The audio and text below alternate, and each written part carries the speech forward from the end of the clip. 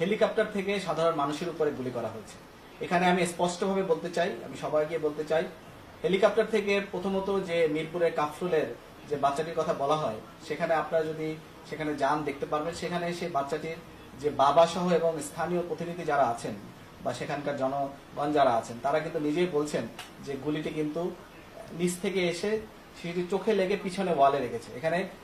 গুলি কিন্তু সবসময় সরল পথে চলে এবং এখানে ওই ওই যেখানে ছেলেটি গুলিবিদ্ধ অবস্থায় মারা গিয়েছে সেখানে কোনোভাবেই র্যাবের হেলিকপ্টার থেকে কোনোভাবেই গুলি যাওয়া সম্ভব নয়, কারণ র্যাবের বা যে কোনো হেলিকপ্টার একটি নির্দিষ্ট উচ্চতায় চলে এবং সেখান থেকে গুলি কিন্তু সরল পথে চলে। এছাড়াও আমরা স্পষ্টভাবে বলতে চাই, আমরা র্যাবের হেলিকপ্টার থেকে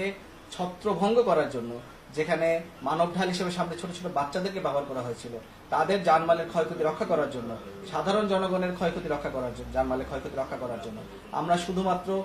টিয়ার শেল